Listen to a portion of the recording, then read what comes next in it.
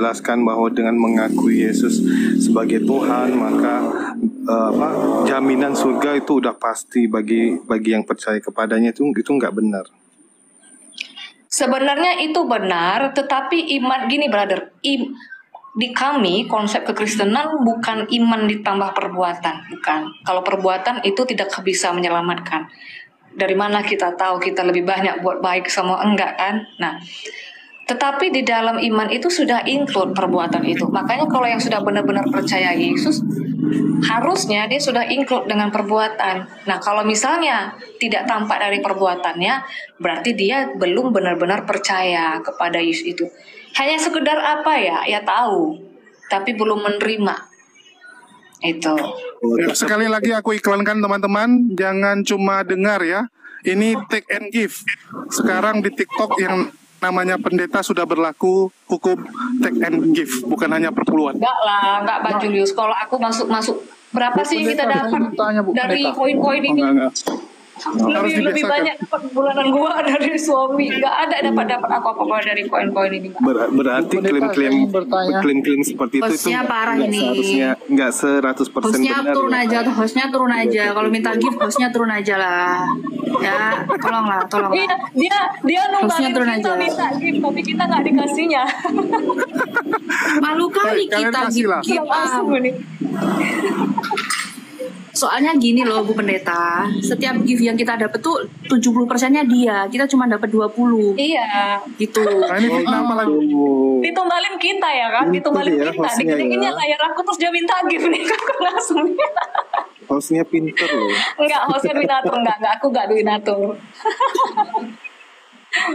Host ini aku kalau dikasih ya syukurlah, diterima, rezeki nggak bisa ditolak. Cuman kita nggak ngejar itu. Kalau kita ngejar itu berapa lah kita dapat koin-koin ini. Cuman aku berapa lama udah di sini nggak ada dapat apa-apa kok. Iya, enggak. Kalau gitu pandangannya terhadap pendeta gib-gib itu gimana nih? Kurang sih menurut aku ya. Kurang pantas aja sih ya. Tapi ya orang kan punya perspektif masing-masing. Aku setuju. Kecuali begini.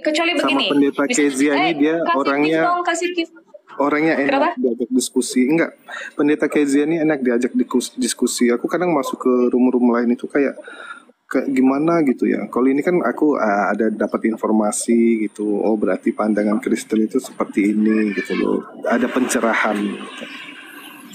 Oi, janganlah Cebi, kasihan dia nggak pernah ini loh, nggak pernah nyenggol loh. Udah tutup Cebi tutup.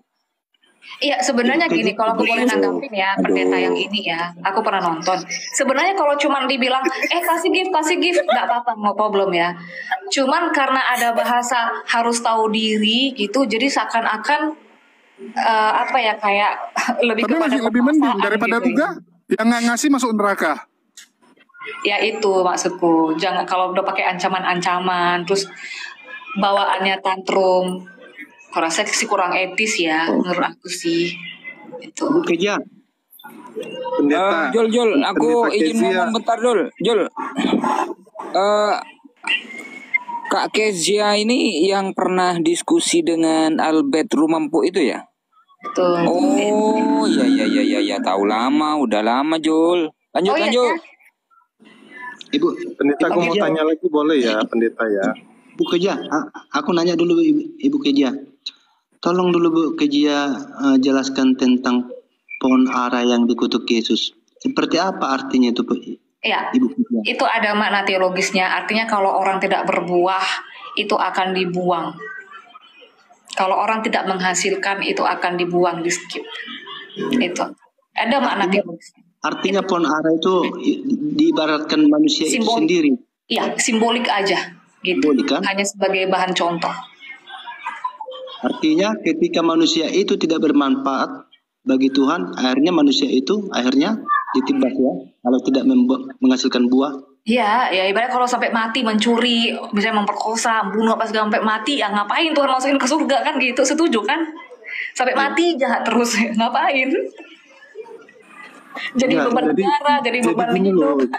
Jadi gini loh pendeta, dari jawaban pendeta Kezia ya dengan penjelasan dari pendeta-pendeta lain tuh kayak saling bertentangan gitu loh.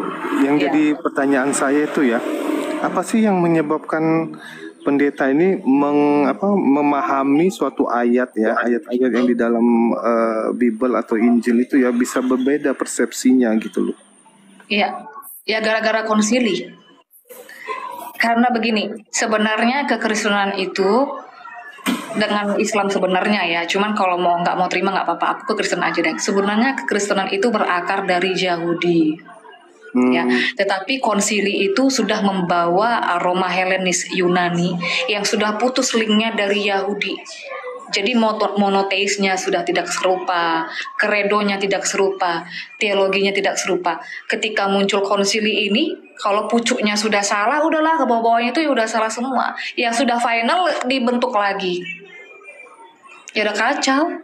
Coba itu tuh temurun linknya dari Shema Israel, Adonai Elohim, Adonai Eka, Tuhan itu Esa, Esa itu artinya satu.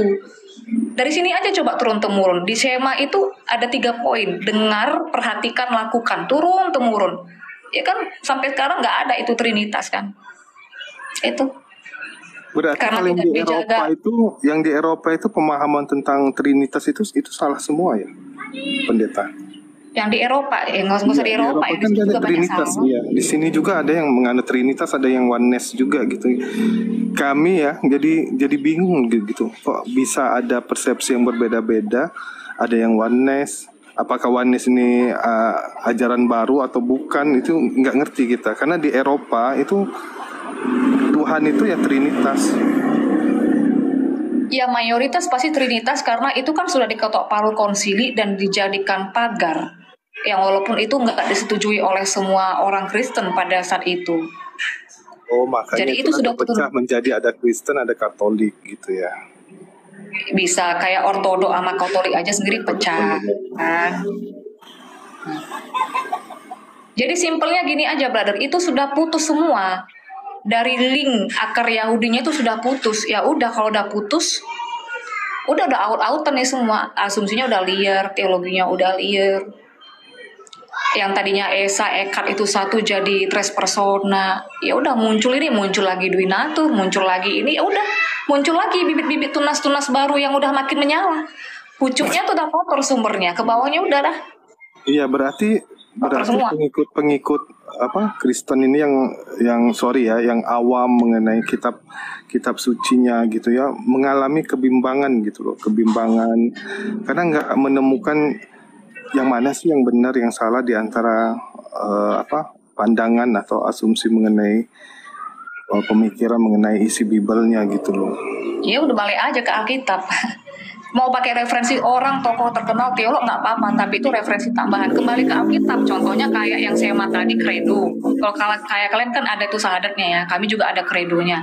Ya kredo Kristen tuh sebenarnya udah dengarlah Israel, Tuhan itu Allah kita, Tuhan itu Eka, Tuhan itu satu, sudah monoteis ketat. Dan Tuhan itu singular, udah beres. Kemana-mana udah beres itu.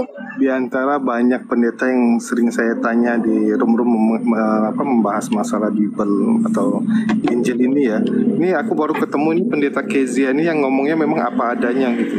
Bukan saya memuji ya, tapi aku salut dengan kejujurannya gitu. Kalau kita tidak terbuka dan tidak jujur dengan ada sesuatu yang salah di dalam intern kita untuk semua ya, dalam hal apa aja, kita punya perusahaan, pekerjaan, dalam ranah agama, kalau kita nggak mau terbuka, jujur dan menerima kenyataan pahit ada yang salah di sini, gimana bisa diperbaiki brother? Dan tugas kami memang merestorasi, mengembalikan ke yang benar itu. Gimana kita mau mengembalikan yang benar, kita aja nggak jujur ada yang salah kan? Memang kejujuran itu ya penting. Iya, kejujuran itu penting. Tadi bukan Alkitab itu yang salah. Bukan Alkitab yang salah. Di dalam Bible itu ya, pendeta Kezia ya, di dalam Bible itu justru Yesus itu menyuruh kita itu untuk menyembah satu-satunya Tuhan itu Allah yang Esa. Itu maksudnya apa? Iya. Jadi setiap ucapan Yesus itu kan selalu mengutip dari tanah, dari kitab nabi-nabi, dari perjanjian lama. Itu harus ada sinkronnya. Itu satu. Kedua, kita harus belajar yang namanya itu konteks waktu. Misalnya di part ini, kayak nonton sinetron ya, di part ini Yesus bilang ini. lihat lagi dong di part selanjutnya. Nah, sekarang pertanyaannya, kalau dalam menyelidiki satu kasus kan kita bertanya nih apa? Who, what, where? Siapa Allah itu? Iya. Siapa Allah itu? Waktu hormatilah presidenmu kata Jokowi. Sekarang pertanyaannya, siapa nih presiden Jokowi misalnya belusukan nih ke tempat kita? Kalian hormati ya presiden kalian. Nah, pertanyaannya siapa presidennya, kan begitu. Itu. Ya, Yesus itu adalah Allah itu sendiri. Gitu. Tapi di Bible itu justru Yesus itu menyuruh kita itu menyembah satu-satunya Tuhan yang esa, itu Allah. Iya, Makanya betul. saya bingung, Betul Allah sekali. itu siapa? Iya, sekali lagi dia kan mengutip di Perjanjian Lama. Sekarang pertanyaannya, Allah itu siapa? Tuhan itu siapa? Yesus itu sendiri. Yesus itu Kan dia itu sendiri. dia kan ada part-partnya. Di konteks ini dia bicara seperti ini. Lanjutannya, contohnya, Yesus bilang ya, kalau kau nggak percaya kepada dia, kau mati dalam dosa-dosa. Aku dan Bapa adalah satu. Heis di sana bukan hanya satu tapi sama. Dan banyak-banyak ayat. Langsung nanti kita masuk ke Wahyu. Di sana dia disebut sebagai Allah dan dia memanggil kita anak-anaknya. Jadi harus dilihat keseluruhannya, ya, akumulasinya, nggak bisa sepotong-sepotong, gitu. Ada lagi ayat di dalam Bible itu ya yang menjelaskan bahwa bumi itu sebagai pusat tata surya, dan terbukti sekarang secara sains ya, yang menjadi pusat tata surya itu matahari. Gimana ini penjelasan Pendeta Kezia mengenai hal ini? Tergantung nih nanti mau percaya flat earth atau bumi bulat. No, it's not about flat earth or Mau bumi nanya dong, bulat Mbak, ya, tapi Mbak Pendeta. bumi sebagai pusat tata Purgatory surya itu atau ada atau tidak matahari ya? yang sebagai pusat tata surya.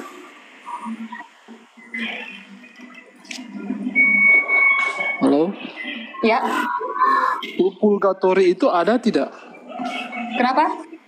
Purgatory. Kultur, Purgatory. purgatori. Iya. Kalau di kami enggak.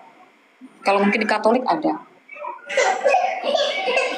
Kalau Gimana? neraka itu penyiksaannya selama-lamanya ya? Kalau di teks aslinya. Iya, betul. Jadi itu tidak ada masa pemulihan ya? Tidak ada. Itu sudah kekal. Kematian kedua, kematian yang kekal dalam lautan api yang menyala-nyala. Udah final di sana. Kalau langit yang baru dan bumi yang baru itu gimana? Tidak berlaku. Ya, itu nanti setelah kebangkitan, ya setelah kebangkitan ini semua itu hancur semua.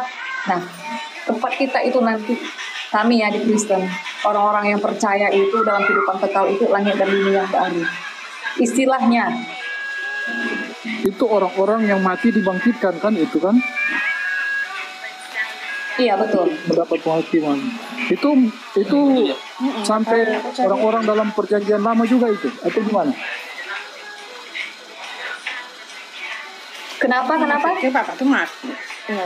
Itu dibangkitkan itu sampai pada orang-orang pada perjanjian lama. Iya. Ini agak noise ini. Agak noise. Artinya sampai pada Abraham. Iya, semua. Berarti Abraham belum berada di surga ya? Ini belum ada. Masih semua itu di tempat pemberhentian sementara, ya. Tetapi, jadi dia begini, brother. Kalau kita bicara tentang eskatologi, ini cukup dalam ya. Entah paham entah enggak, tapi aku jelasin aja ya. Di fase pertama nanti, sebelum terjadinya kesukaran besar dan antikris itu, Dajjal itu, di fase pertama gereja nanti itu sudah diangkat. Maksudnya orang-orang percaya itu diangkat. Baru nanti terjadilah itu masa pemerintahan antikris. Oke. Kemudian nanti kedatangan yang ketiga kalinya itu penghakiman. Nah, di sanalah nanti dihakimi untuk masuk ke finalnya. Siapa yang dicampakkan ke neraka, siapa yang masuk, begitu. Jadi sekarang itu belum ada penghakiman. Bisa ditangkap, belum ya, final pendeta, sekarang. Pertanyaanku tadi belum terjawab loh. Yang mana? Yang dijelaskan di dalam Bible ya, kalau bumi itu sebagai pusat tata surya. Pendeta bumi sebagai pusat tata surya. Ya, Iya. matahari Kenapa? mengelilingi bumi. Padahal kan secara sains terbukti kalau yang menjadi pusat tata surya itu adalah matahari, bukan bumi. Semua planet-planet yang mengelilingi matahari itu dia berputar mengelilingi matahari. Di Bible itu dijelaskan bahwa justru planet-planet lain yang berputar dan Iya. mengelilingi bumi. Makanya ini cukup dalam. Ini kembali mau bumi bulat. Jadi gini ya, sebenarnya bumi bulat, bumi datar itu sebenarnya sama-sama bulat. Cuman yang satu bulat datar, yang satu bulat kayak bola. 3 dimensi. Enggak, bukan itu poinnya. Nah, ada hubungannya. Poinnya Nah, itu sebagai pusat tata suryanya. ya, kalau di kami itu di Alkitab itu bumi. Itu di Yosua coba ya, di Yosua 10 ayat 12. Coba ya. Nih, lalu Yesus berbicara kepada lalu Yosua berbicara kepada Tuhan pada hari Tuhan menyerahkan orang Amori bla bla bla bla ya. Ayat 13, maka berhentilah matahari. Jadi bumi itu sebagai pusat yang dikelilingin. Tapi secara sains kan justru planet-planet lain yang mengelilingi ini matahari, bukan mengelilingi bumi. Teori konspirasi. Konspirasi yang mana nih? Yang Dunia bumi ini sebagai pusat. aku nggak mau deh terlalu dalam masuk ke sini. Ini agak urusan ini. Dunia ini sudah banyak. Enggak loh, ini Bu Pendeta, agama atau kitab suci itu kan harus sejalan dan dengan Betul. kemajuan teknologi, terbukti Betul. secara teknologi. Nah ini enggak terbukti secara teknologi. Itu gimana penjelasannya? Banyak sebenarnya yang ini kalau kita mau masuk lebih dalam nanti percobaan-percobaan apakah bumi itu sebagai pusat tata surya atau enggak, banyak sebenarnya percobaannya. Banyak sekali. Jadi aku kasih aja kesimpulannya ya. Kita masuk kepada konspirasi. Ilmuwan apa semua itu udah banyak itu menyalah-nyalah konspirasi. Banyak yang ateis sih, mereka itu bukan orang beragama. Ateis semua banyakan. Oke lah kalau misalkan Ibu Pendeta bilang itu konspirasi. Sekarang saya tanya, bisa nggak Ibu Pendeta kasih saya satu ayat saja ya yang bisa membuktikan bahwa isi dari Bible atau Injil itu dia sejalan dengan kemajuan teknologi dan terbukti secara teknologi dan sains. Ada contohnya seperti ini ya. Mungkin ada beberapa teman yang sedikit menjadikan, ini udah jam 6 ya, ada teman-teman dari Muslim yang menjadikan sedikit guyonan, kok Tuhan menyuruh itu membakar adonan di atas tai kan gitu ya, di atas tinja. Tapi kalau kita lihat dalam perkembangan zaman sekarang, itu tai itu, tinja itu, kotoran itu menjadi biogas, itu menjadi bahan bakar loh. Di Bible ayat berapa itu Ibu Pendeta? Sebentar ya. Kedua nanti aku mau bawa tentang surrogate mother, bentar ya. Aku lupa ayat perjanjian lama. Tuhan menyuruh di ayat mana ya, membakar roti jelai itu kalau nggak salah, membakar roti jelai di atas kotoran. Nah, jadi udah selama di Yehezkiel 4 ayat 12, makanlah roti itu seperti roti jelai yang bundar dan engkau harus membakarnya di atas kotoran manusia yang sudah kering di hadapan mereka. Ternyata ribuan tahun yang lalu itu sudah ada, maksudnya secara apa sih kita bilang, bukan teknologi ya. Apa sih? Kalau menurut kedokteran medis, ini menurut apa kita bilang ya? Itulah itu ya. Jadi sebenarnya ribuan tahun lalu itu sudah ada petunjuk di mana bahwa kotoran manusia itu, kenapa, sister? Nubuat mungkin? Bukan nubuat. Jadi kalau kayak medis itu secara ilmiah lah kita bilang ya, secara ilmiah lah. Oke. Jadi secara ribuan tahun lalu itu sebenarnya sudah ada tuh secara ilmiah ya. Dan itu sekarang kita lihat dalam perkembangannya, kotoran manusia itu banyak sekali dijadikan sebagai bahan bakar, itu biogas. Coba lihat aja. Oh iya, ini aku mau tanya yang paling mendasar banget ya. Ini yang terakhir, pertanyaan terakhir ya. Aku udah capek loh, aku udah capek kali ini. Iya, aku banyak banget pertanyaannya soalnya. Ibu Pendeta, pada saat Yesus hidup ya, apakah orang-orang yang hidup ya sejaman dengan Yesus hidup itu menyembah Yesus sebagai Tuhan pada saat Yesus masih hidup? Iya. Kan Yesus itu adalah Yehova itu. Disembah Yesus sebagai Tuhan. Kan Yesus adalah Yehova itu. Tapi kalau orang Trinitas ditanya ya mungkin beda. Tapi kalau saya sebagai orang Yesus only, Sejak kapan ini manusia pada saat itu menyembah Yesus? kan yang menyerah, Bu. Ya aku udah capek kali ngomong dari tadi. Aduh, kenapa? Sejak kapan Udah Yesus cukup ya, kalau disembah? mau sambung nanti malam aja, biar aja. Sejak kapan Yesus disembah sebagai Tuhan pada saat Yesus masih hidup gitu? Karena pada saat Yesus masih kecil kan Yesus nggak disembah dia sebagai Tuhan. Justru Yesus Ketika orang-orang maju datang. Oke, betul. Kita akan tutup. Terima kasih buat teman-teman ya. Mungkin kita lanjut malam aja. Ya, mungkin istirahat dulu. Iya, sampai besok-besok iya. Belum minum lagi aku. Oh, itu pertanyaan mendasar banget loh, penting banget itu Ibu Pendeta. Kristi, Berarti nggak terjawab ya pertanyaannya ya? Tunggu, Yoda. Satu lagi. Apa tadi pertanyaannya? Ini last ya. Iya. Last question. The last time, ya, the last question ya. Pada saat Yesus masih hidup, Ini tadi kita dari jam berapa nih Bang Julius, coba? Gak tahu aku, jam 3 lewat. Jam setengah 4, Iya. jam 4. 3 jam. Pendeta bilang bahwa manusia yang hidup sejaman dengan Yesus itu menyembah Yesus.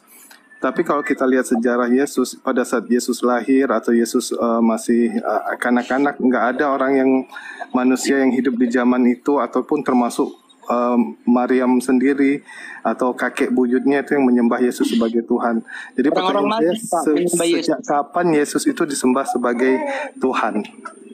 Yesus itu kan Yehova. Ini perjanjian lama. Sejak Kejadian 1 ayat 1 yang menciptakan itu adalah Yehova itu kan. Oknumnya kan sama. Iya, tapi kan Yesus turun ke bumi itu secara fisik manusia itu kan berarti dia Di perjanjian lama sebenarnya sudah turun ke bumi juga. Di perjanjian lama sudah turun ke bumi juga. Turun ke bumi. Nah, pada saat Yesus turun ke bumi, adakah manusia yang menyembah Yesus pada saat Yesus ada di bumi? Di perjanjian lama sebenarnya dia sudah ada di bumi loh. Waktu dia menyertai bangsa Israel, ketemu Musa, bergulat dengan Yakub, dia sudah ada di bumi. Pada Jadi, saat Yesus kan dilahirkan dulu ini Ibu Pendeta. Iya, perbedaannya hanya dilahirkan. Pertanyaan saya pada saat Yesus berbentuk fisik sebagai manusia, apakah Yesus disembah sebagai Tuhan pada saat itu? Iya, Yesus pendeta bilang iya. Di perjanjian lama sudah ada fisiknya. Sejak kapan Yesus itu disembah sebagai Tuhan pada saat Yesus hidup? Karena pada saat Yesus masih anak-anak gitu atau remaja, nggak ada orang yang menyembah dia. Jadi mungkin begini brother, ini yang agak sedikit miss ya. Jadi sebenarnya di perjanjian lama itu dia sudah ada tubuh, sudah berfisik, sudah pernah turun ke bumi, sudah ada menyertai bangsa Israel, ketemu sama tokoh-tokoh kayak Musa, Yakub. Hanya perbedaannya nanti itu dilahirkan, itu aja sih. Jadi kalau ditanya sejak kapan Yesus disembah, ya sejak perjanjian lama. Oleh Musa, oleh Abraham, oleh Adam. Kan dia oknum yang sama, singular tunggal tadi. Enggak, berarti Yesus pernah turun ke bumi bukan bukan dalam bentuk wujud manusia. Pernah. Itu kuncinya di Selem Demut. Kejadian 1 ayat 26, Adam diciptakan Selem Demut dengan Tuhan. Selem Demut itu bicara tentang tubuh physically. Budi, ada kepala. Lah, jadilah Adam ada kepala, tangan, kaki. Masa Tuhan saat itu bentuknya kayak kipas angin? Enggak. Udah ada. Yesus dalam bentuk apa waktu itu? Seperti kita, makanya sebenarnya di Yohanes 1 ayat 14 itu salah terjemahan, bukan datang menjadi manusia, datang menjadi daging. Nah, tubuhnya itu sudah ada, fisiknya itu sudah ada di perjanjian lama. Seperti kita ini. Nah, jadi dia bukan datang menjadi manusia, tetapi di Filipi 2, 7-8 nanti skemati hos anthropos. Dalam skema appearance, dalam penampilan bentuk manusia. Bentuknya, penampilannya. Jadi pada saat itu Yesus sudah ada. Ya ada dong, kan oknumnya sama tuh sama dengan Yehova. Dalam bentuk fisik manusia. Iya, dalam bentuk, kan Adam diciptakan sesuai dengan representasi Tuhan. Selem Demut bentuk. Ini aku kasih contoh, ini terakhir ya, kayak pernah lihat nggak Museum Madame Tussauds? Ntar ya. Nih. Nih. Ini kan semua replika-replika dari keluarga kerajaan. Bentuknya sama, mukanya sama, fisiklinya sama, bahkan kerut-kerutannya itu hampir sama ya. Tapi ini patung. Ada Nah, nggak ayat kira-kira yang menjelaskan kalau Yesus itu sudah berbentuk sebagai manusia pada saat itu? ya Kejadian 1 ayat 26 tadi, brother, yang Selem Demut itu. Selem Demut itu bicara tentang physically body. Adam diciptakan sesuai dengan representasi bentuk Tuhan. Jadilah Adam bentuk kepala, tangan, kaki. Ya begitu pada saat itu Tuhan itu bentuknya. Berarti manusia menyerupai Tuhan. Iya, itu kuncinya, manusia yang menyerupai Tuhan, bukan Tuhan yang sebaliknya. Manusia Itu menyerupai kan, tapi kalau misalkan manusia itu kan nggak boleh menyerupai Tuhan. kan bicara bentuk. Iya, bentuk. Itu kan bicara Berarti ada Selem Demut, tangan, itu ada memang kaki, bicara ada bentuk. kepala gitu. Iya, menjadi Tuhan tidak mungkin menyerupai, kan menyerupai sama kayak tas Hermes KW sama ori, kan hanya menyerupai bukan sama, bahannya Iya, beda, kualitasnya iya. beda. Manusia kan beda-beda mukanya ya, beda. Tapi kan secara umum ya manusia bentuknya seperti itu gitu loh. Berarti apa bedanya Tuhan Yesus sama manusia gitu? Beda dong, kan yang satu pencipta alam semesta, yang satu ciptaan, itu aja udah beda. Satu pencipta, satu ciptaan. Tapi aku bingung ya, pada saat Yesus sebagai manusia itu, ini apa? Orang-orang yang hidup sejaman dengan Yesus itu menyembah Yesus dengan cara yang gimana itu? Maksudnya menyembah posisinya gitu, Iya, apakah apa Yesus bersujud? Tuhan tuh? Iya, apakah bersujud ataukah Iya, bisa ada seperti yang apa? bersujud. Sebentar, gua kasih ayat ini ya. Kasih ketika orang Majus Bu menyembah Yesus. Oh iya, itu bisa di perjanjian baru. Ini di perjanjian lama. Bentar ya. Kalau memang Yesus pada saat itu disembah sebagai sebagai Tuhan ya, sebagai Tuhan ya, kenapa orang Romawi pada saat itu nggak menyembah Yesus sebagai Tuhan? Orang Romawi itu kan pagan. Mereka kan percaya dewa-dewa kayak dewa apa? Asitoret, apalagi dewa kata itu sih. Dewi kata, lupa aku. Mereka kan percaya dewa-dewa, brother. Tetapi ada satu akhirnya prajurit Roma waktu di bawah salib itu. Akhirnya mengakui bahwa betul engkaulah anak Allah. Anak Allah, bukan Iya. Allahnya. Anak Allah adalah Allah. Anak Allah itu gelar untuk kenosis. Kenosis itu di Filipi 2 ayat 7 sampai 8. Kenosis itu merendahkan diri ke bawah, mengosongkan diri. Bahasa Inggrisnya di sana make no effect. Apa yang dibuat tidak berefek? Kalau Seperti yang manusia anak Allah nggak? anak-anak Allah, jamak, bukan tunggal.